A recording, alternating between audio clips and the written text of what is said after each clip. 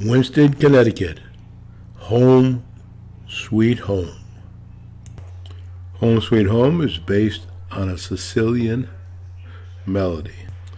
Be it ever so humble, there's no place like home.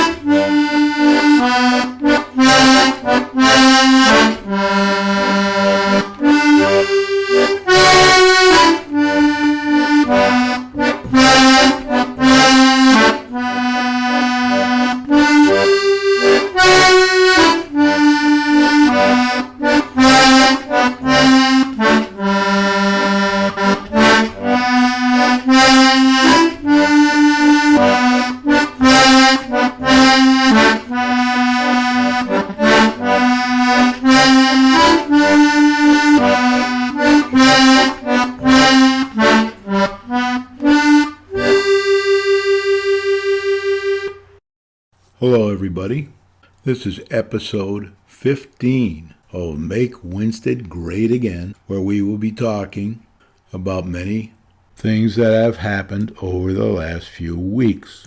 This program will be repeated again next week, and that will take us into the middle of September, getting closer to Election Day, November. There were two informative newspaper articles in the Saturday, August 19th, 2017, Waterbury Republican, American. The first article was written by Kurt Moffat, one of their reporters who covers Winsted, goes to all the meetings, talks to all the people in government. The name of the article about Winsted school finance possible state ECS grant reductions is Winsted Tells the State. This is an excellent article, one of the best I've ever read about Winsted. Financial information given by a town manager to the press. It is great. So I decided to use it tonight to make a lot of points about my own platform and how closely it resembles the thinking of our current Harvard MBA town manager who's made a lot of money in his business career and is well respected throughout the local area. The second very informative article is about Torrington, the Torrington schools possible ECS grant reduction. It is entitled Aid Crunch May Worsen, and it's written by Paul Hughes of the Waterbury Republican. I don't know him. He's a reporter there. There are several subtitles. One is Malloy Plan Wipes Out School Funds for 51 More Cities and Towns. It's a killer, says the Torrington School Superintendent Denise L. Clemens. Tax rate could hit 58.75 mils in Torrington, says the Torrington Mayor Eleanor C. Carbone. The state wants to reduce state aid municipalities based on how much money they have in reserve in their current budgets. All municipalities in Connecticut were asked this question. A letter was recently sent to the municipalities in the state of Connecticut from the Office of Policy Management Secretary Benjamin Barnes. In the letter, he asked for reserve estimates for fiscal year 2016-17 and fiscal year 2017-2018. He also requested that the municipalities provide information about the potential impact of a continued state budget impasse on their community finances and as contingency plans to utilize the fund balance, a supplemental tax, or a reduction in spending. The written response from the Winsted town manager was about 3 pages long, according to the Waterbury Republican, and covered the 12 points that Barnes and his staff should consider before making any state aid reductions to the town of Winchester, city of Winsted. Number 1, that they should behave fiscally responsible in the adoption of the state 2017-2018 budget. Number 2, this function in the state budget process should not harm the town in its effort to operate the school system according to sound fiscal principles and to recover from $2 million plus financial fraud it suffered in 2012-2013. Point 3. The town had a $1.2 million deficit in 2013 and now has a $5.725 million surplus, $2 million collected in supplemental tax in 2014, $1.6 million in dedicated appropriations to build the reserves, $1.9 million in total under budget spending in fiscal years 2014 through fiscal year 2016, $1.4 million insurance claims and legal settlements. The town manager, Bob Geiger, said that the reserve balance does not provide a complete current picture of the town's financial situation. It excludes $9.3 million in pension liabilities, $3.4 million in boards, $2.1 million in other post-employment benefits, $1.1 million in claims and judgments, $900,000 in retirement pension liabilities, $900,000 in compensated absence obligations, $300,000 in pollution obligations, $200,000 in capital loan payments and early retirement incentives. This will equal $4,451,000 if all were paid off at the same time. The town manager also mentioned that the town still does not have a bond rating since 2013 and cannot borrow any funds. He also noted that the town of Winchester, city of Winsted, is building a reserve so it can qualify for a new bond rating. There is a $61 million infrastructure deficit, which consists of $32 million in road surface, $16 million for road drainage problems, $7 million for sidewalk repairs, and $6 million for structural deficient or functionally obsolete roads and bridges. He noted that each of our 3 schools need a new roof for a total cost of $3 or $4 million. Next, the town manager made many comments about the state aid reductions should they occur. Number 1, they would hinder public works road maintenance efforts that are in the current budget. For example, hiring 2 highway employees, replacing of old equipment. He noted that the town would have to hold off on these issues till the state decides on a budget. The article in the Waterbury Republican about the town of Winchester, city of Winsted, points out that municipal spending grew in every year in Connecticut between 2011 and 2015. The governor has proposed a budget reduction of $2.4 million for our town and city. The town manager says that absorbing the $2.4 million will be devastating. It would deny the town from any hope of bonding much-needed capital projects for years. The state has just relinquished control of the Winsted public school system after a 2-year oversight. The budget could create a difficult hurdle for the new Board of Education and possibly send the district back under the control of the state once more.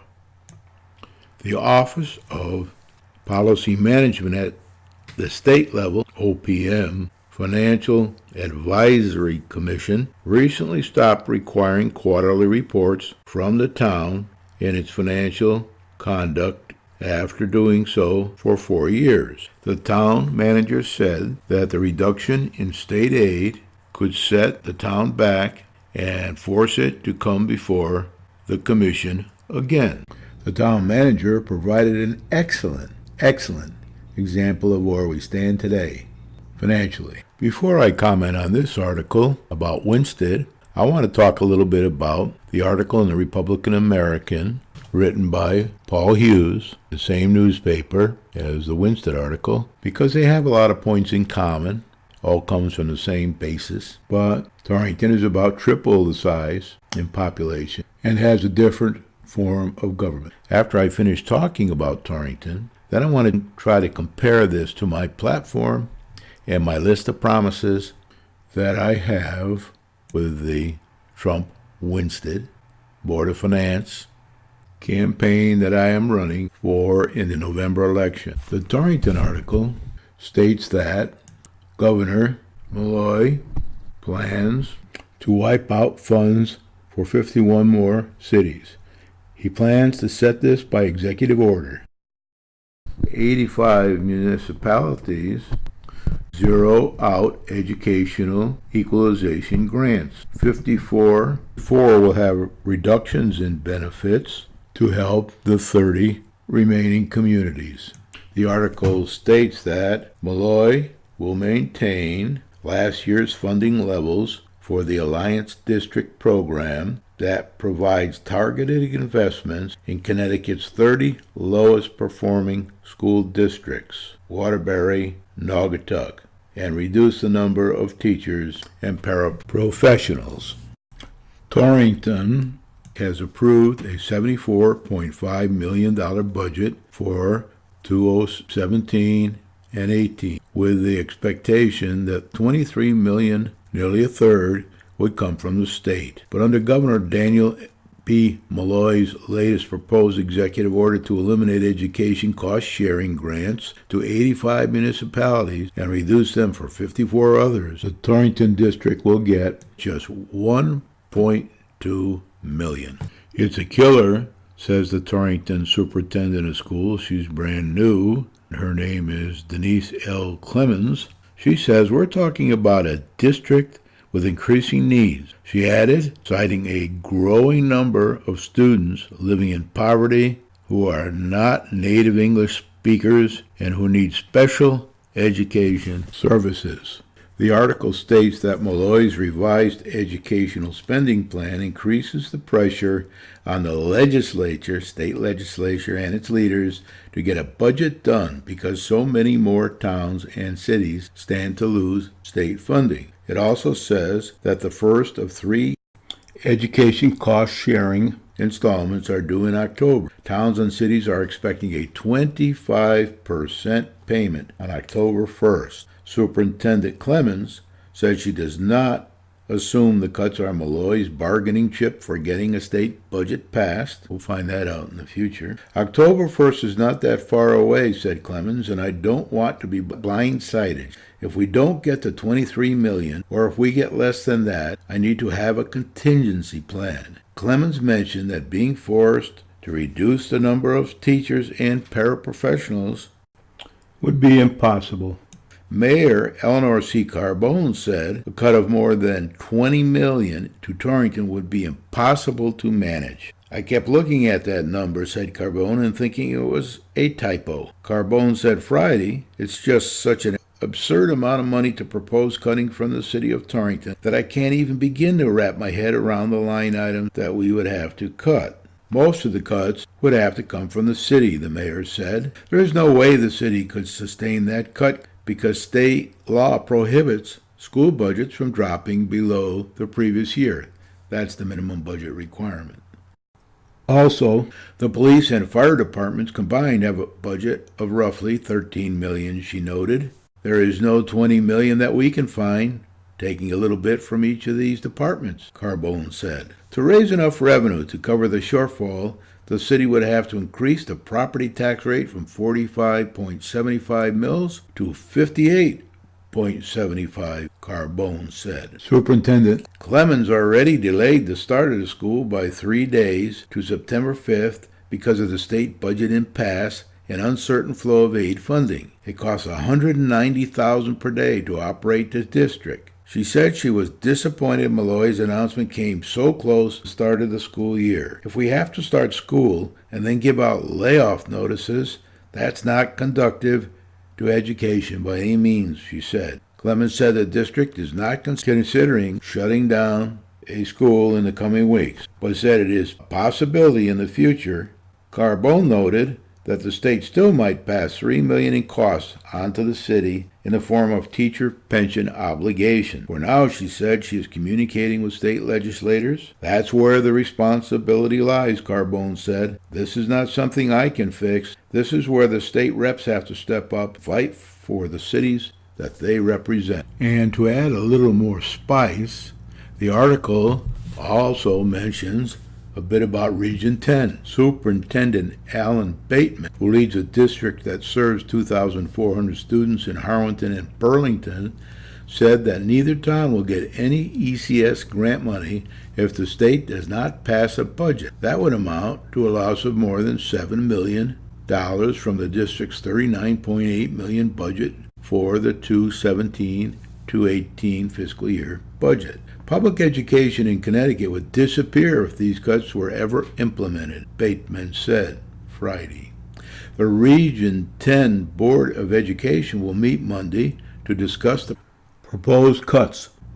Bateman said the district already has left 6 or 7 positions vacant. He said he thinks the cuts are an empty threat. I'm not so sure about that, but it is political posturing.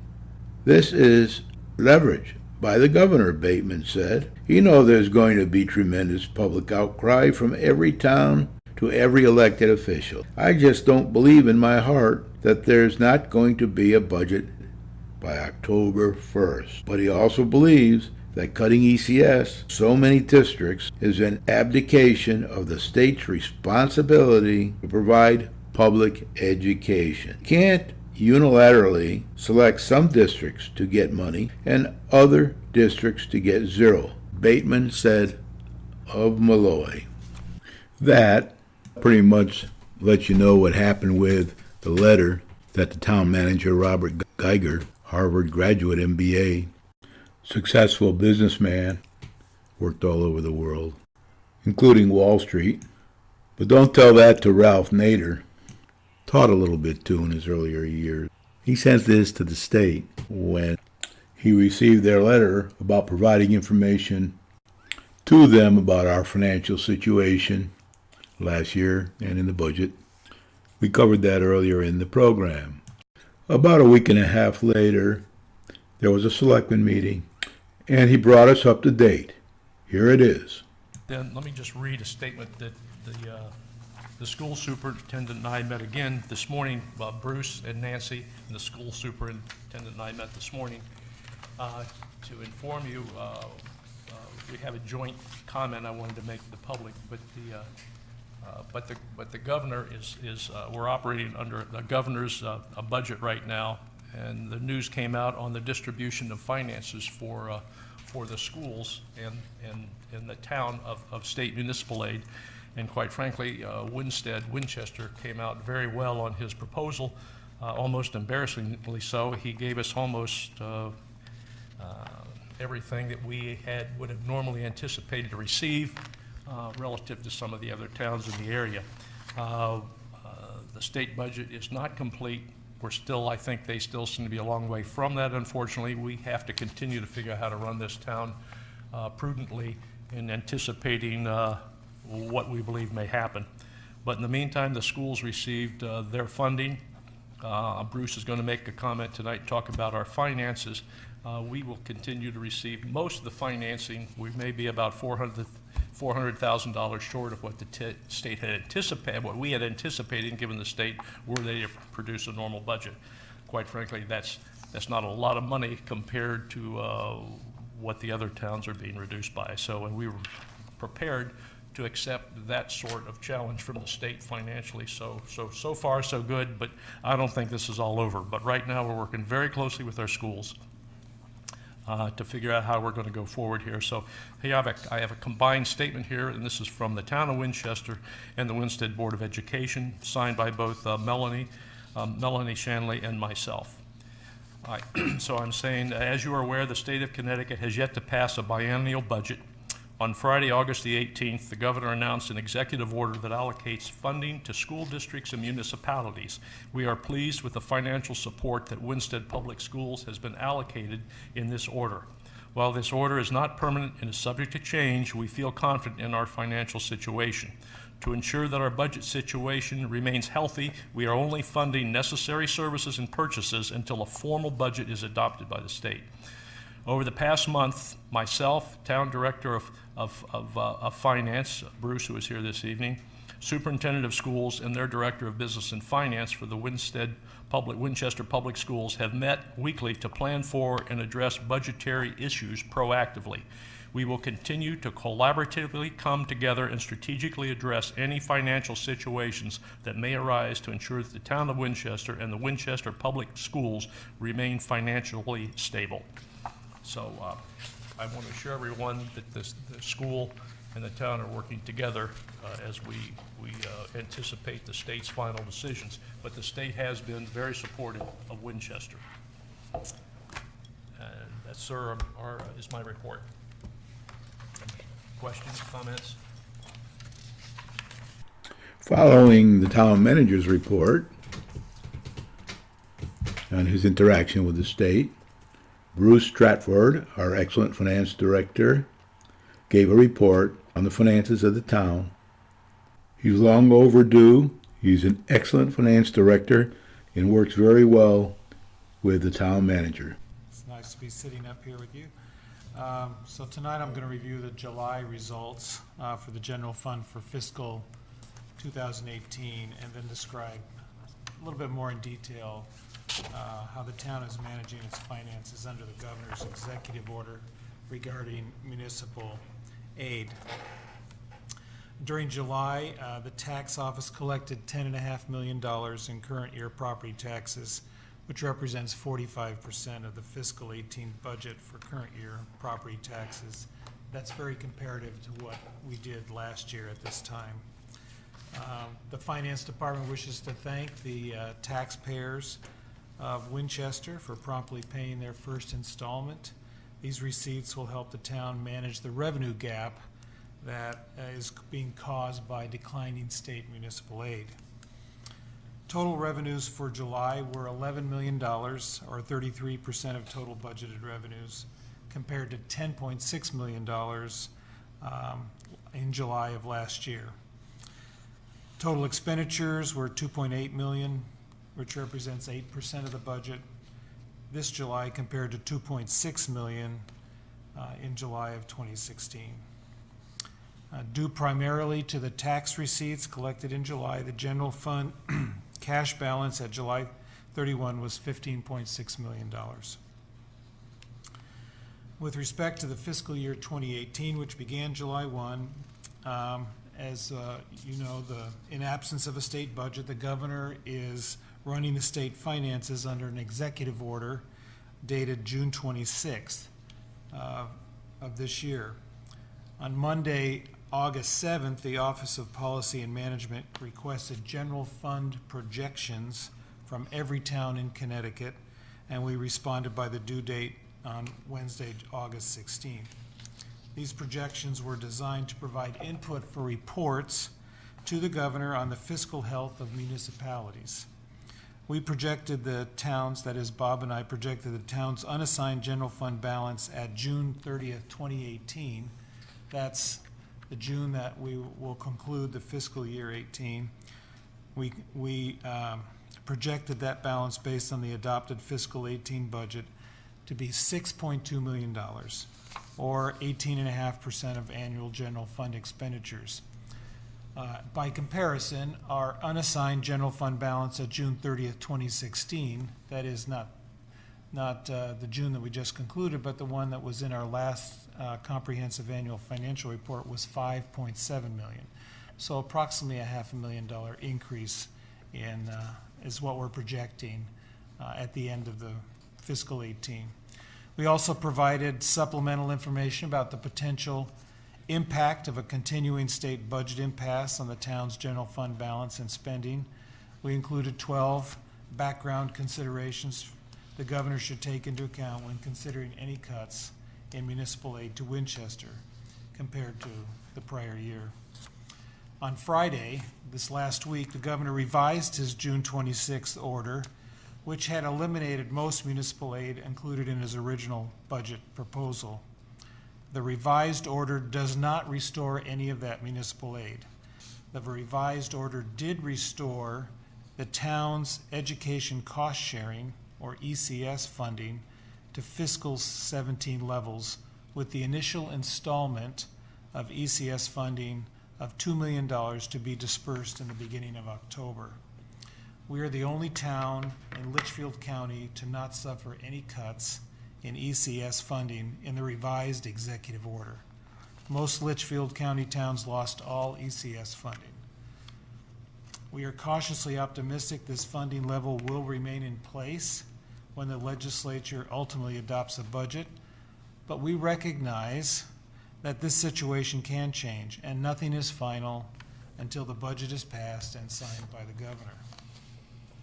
Consequently, as Bob indicated, we have a weekly meeting on Mondays with Bob, myself, Superintendent Brady Shanley, and Nancy O'Day-Wyrick to assess the current situation and consider any adjustments to the town appropriation and the Board of Education's budget. So that concludes what I have to report this evening. Be happy to answer any questions. Unfortunately, you couldn't see Bruce there because they're experimenting with the cameras in the Francis P. Hicks room at the town hall, and he was off to the right of their picture. Sorry about that. I think they'll get it fixed pretty quick. Well, how do you like them apples? Very interesting, isn't it? A great business-orientated town manager for the last 2 years or so, following 5 years of what I consider to be not a very good financial town manager at all, and a great finance director with a good finance team around him. We probably won't have better people running our town for many years to come. If they were here many years ago when the money was being taken from the town and the money was being taken from the schools one way or another, we wouldn't be in this pickle today, because they would have set up the checks and balances that are necessary to keep people from stealing the money. People that work for the town, people that are working in the school system, you have to have the right checks and balances. Also, these people get involved. Bob goes over to the state a lot. He has been for the last couple of years, gets to know everybody, talks turkey with them. Bruce keeps his head down, studies the numbers, looks at the spreadsheets, understands the spreadsheets, as does Bob. Bob gives a lot of feedback when you ask him questions. So anyway, he kind of runs things like I ran things when I was a CEO and a COO and project manager, program manager, director, executive, owner, all that kind of thing. The town manager and finance director are very, very, very good financially. They have a board of finance that's one of the worst I've ever seen. But the town manager and the finance director and his team fly by instruments. They need to know the numbers. They need to know what the history has been numerically. They need to know what the future will be numerically. They need to have quarterly reviews so they can see if they're on track or they have to make major decisions. I know that Bob's part Indian. He told me. Good for him. Maybe his Indian name should be He Who Flies by Instruments, just like my Indian name. As I told you on my last program, both of these financially astute men and their team are trying to do the best they can to make Winsted great again. Will take time. They've already been here. At least Bob has been here for 2 years. And as you know, it takes 15, 20 years to solve problems in government. Now what I want to do is I want to tie those in with some of the planks in my platform. And I have passed this platform around to many, many MBAs, and they've read it and given me feedback.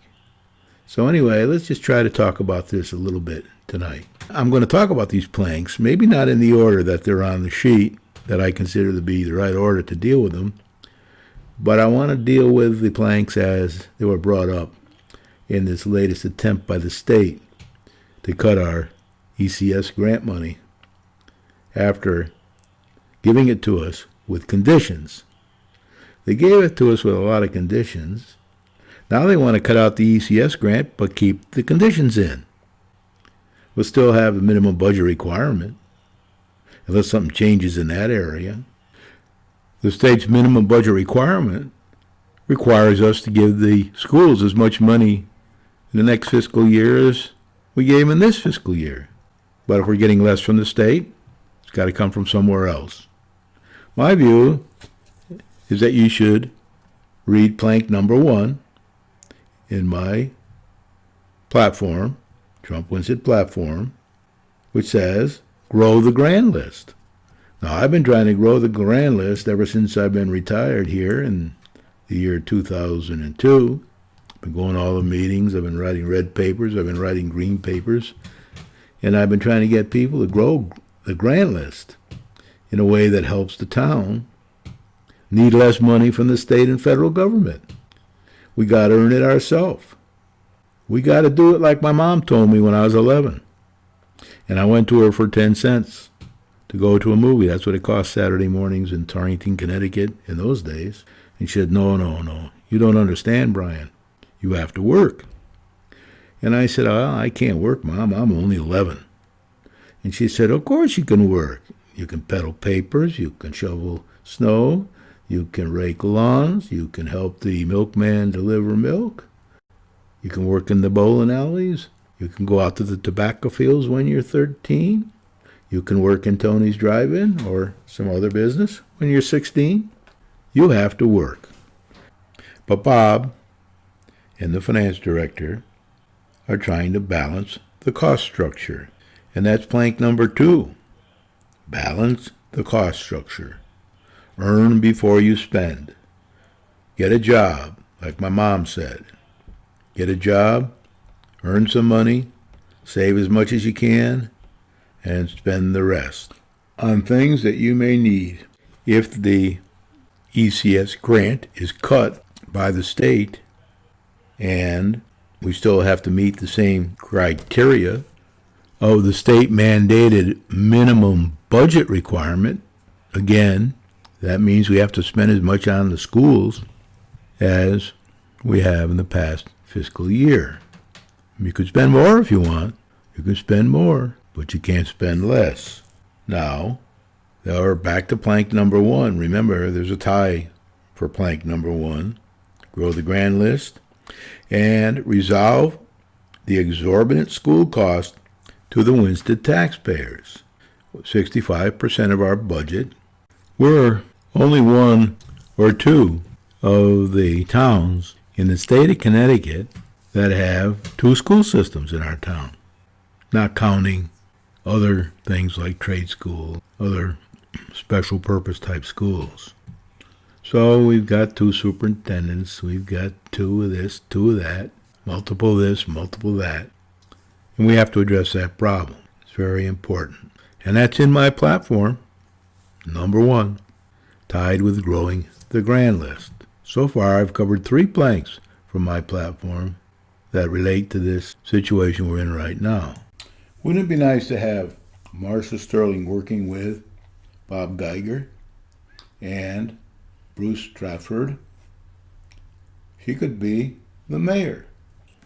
Plank 3 of my platform, the Trump Winsted platform, says change the town charter to move the fiscal year to begin a month or 2 after the state budget is approved for the following fiscal year. This requires a state statute change. Now, here we are in this pickle. We've already approved our budget a while back, and the state still hasn't approved its budget, and they're coming to us to cut money from their budget that we thought we were going to get when we did our budget. So this plank is very important, and I would try to follow up with the other towns and cities and our own finance board, if elected, and choose to serve. The next plank I have, plank number 4, is to publicly forecast revenue and expenses for the next 3 to 5 years. The Harvard Business School approach that we don't seem to do publicly. I've done it with my son, and we've published it widely about a year ago. This information that was provided tonight on this program by the town manager and the finance director is a step in the right direction. A very good step in the right direction, because they put a lot of information on the table about our budget and the problems that will be presented if we don't get the grand list growth we need, or if we get cut by the state for the ECS grant or any other state or federal money. Bob and Bruce know this. They know, in behind the scenes, I'm sure they are looking at the spreadsheet. I'm sure they're looking at the pipeline. I'm sure they're looking at the information quarterly. I'm sure all that's happening. But it is hard to talk to our finance board because they're not financially very literate. And remember, one person running for selectman again can't vote on 65% of the budget, has to recuse himself and leave the room. Is that the kind of person you want on your finance board? I don't think so. When my son finished the spreadsheet a year or so ago, and I received a lot of feedback from MBAs in the area, I published it widely and sent it to all the selectmen, members of the finance board, leaders of the school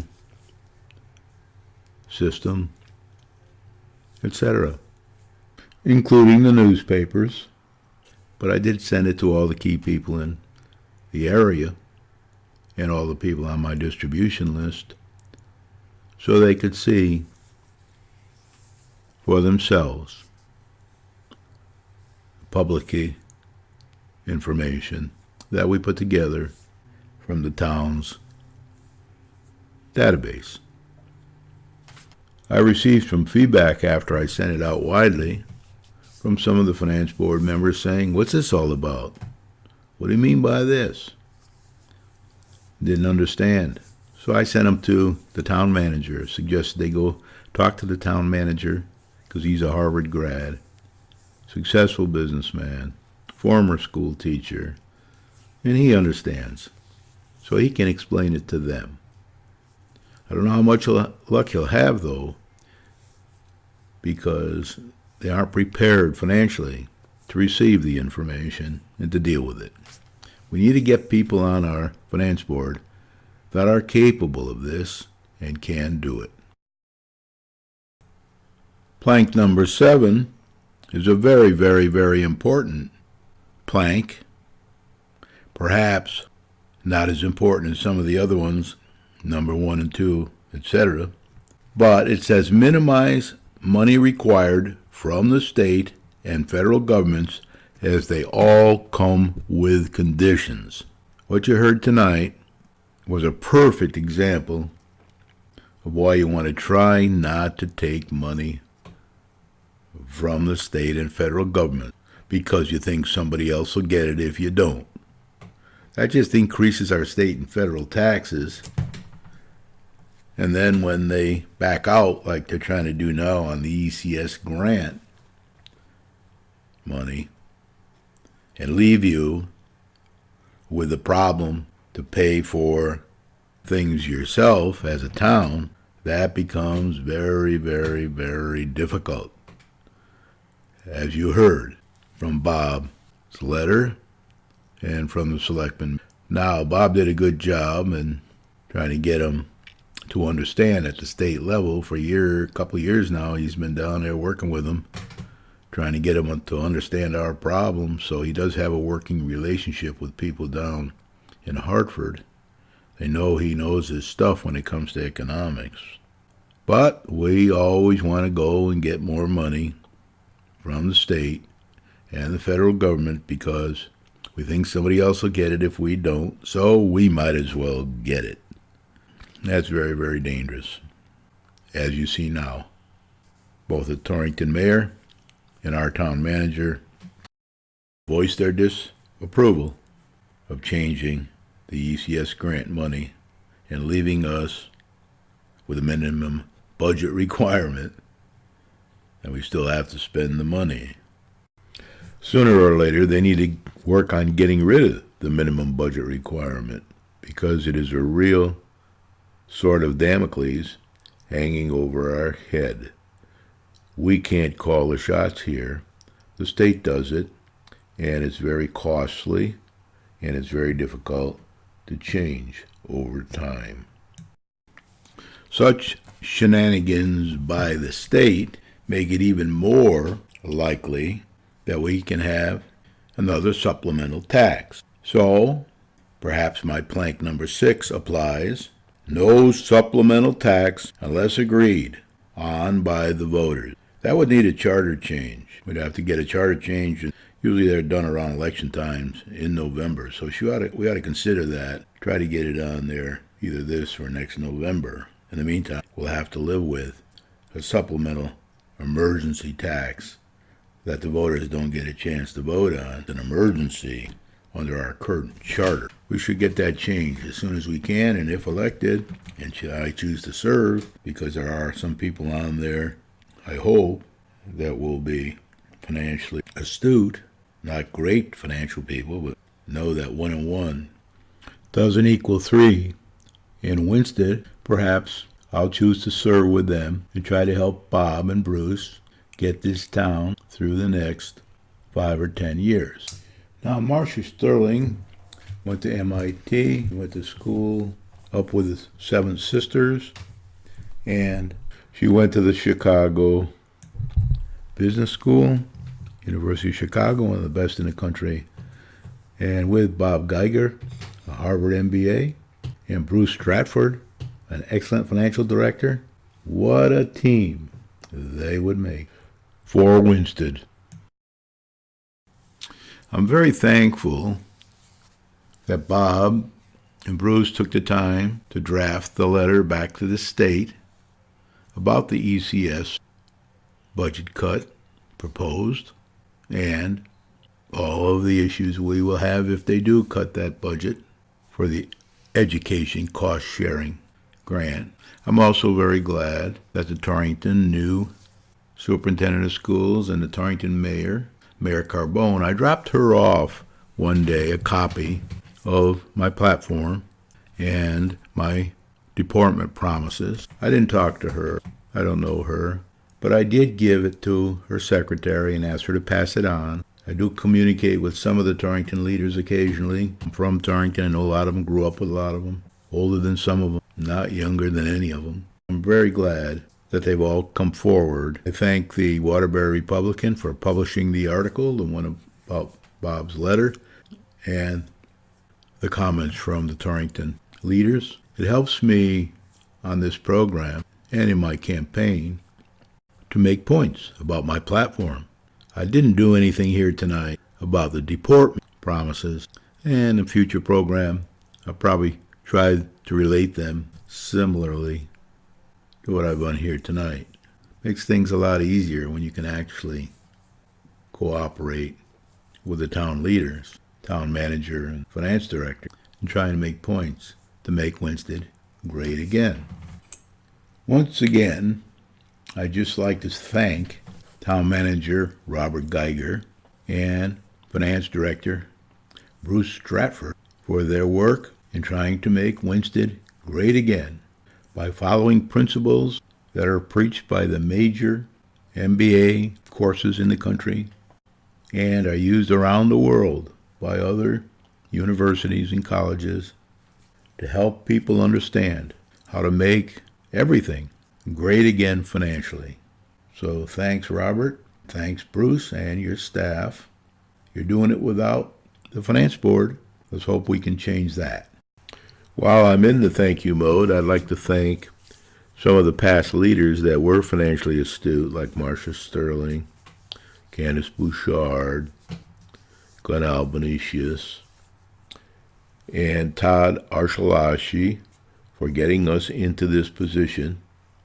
Todd's running again, so is Candace. You might consider voting for them, because if I'm elected, I may be able to work with them in the future, because I think they would probably agree with most of my platform and my deportment promises. Please question them. Now I'd like to add a little fun here.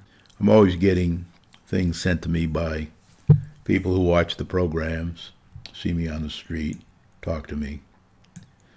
And I got another joke here I want to put up for you, and it's a picture of Donald Trump asking people to vote for his friend Brian O'Haran. There's an apostrophe missing there, and I don't know how to fix it. But this is just a joke. It is not from Donald. It's from someone in the area that has the ability to go on to the internet and make up these kind of signs for joking purposes. But you should forget about that and listen to what Donald has to say. Vote for my friend, Brian O'Haran. Now that'll be in the November election in Winsted, Connecticut. I'm running for the finance board. It has to be selectmen when you see it on the ballot, but it's for the finance board. Not interested in the selectmen too much. And if enough people are elected that understand finance, that can help Bob and Bruce and myself, then I will serve. If not, I probably won't serve because I have better things to do. There are plenty of people around the world that ask my advice and want help all the time, and that takes energy, that takes time. Of course, you voters will get to decide all that in November when you vote. If you want to make Winsted great again, then you need to vote for people who can help you financially, because we have a financial problem. We don't have a name recognition problem. We don't have a let's all jump in the water at various times for charity problem. As you heard from Bob Geiger tonight, we have plenty of problems, especially if the state stops giving us money with certain conditions, then withdrawing the money and keeping the conditions that we must live with for a long time to come. We need to get with it. We need to vote the right people into the finance board, and we need to make Winsted great again. I think we can do it. I think we can do it quite easily if we eliminate the kind of reasons for which we elected people in the past. Name recognition, long time serving on the boards, that kind of thing. School teachers, we don't need to do that anymore. We got to think financial, because we have a financial problem. And the only way you can fix it is by electing financially qualified people. What more can I say? I can't say much more than that. So don't let people fool you when they run for election. Ask them tough questions. Ask them if you can see their platform and the planks that are in it from any of the parties that are running for office. Ask them if you can see how they will carry on once they are in office. What deportment promises do they have? Show them the ones I have and ask them if they agree. If they don't agree, ask them why not. If they do agree, ask them for their opinion. And for heaven's sake, don't vote for anybody just because they knock on your door when they're running for election. That doesn't make any sense. If they don't leave a platform behind or department promises, then don't vote for them. With a great financially qualified town manager and a very, very good financial director, the best we've had in a long time, they need help.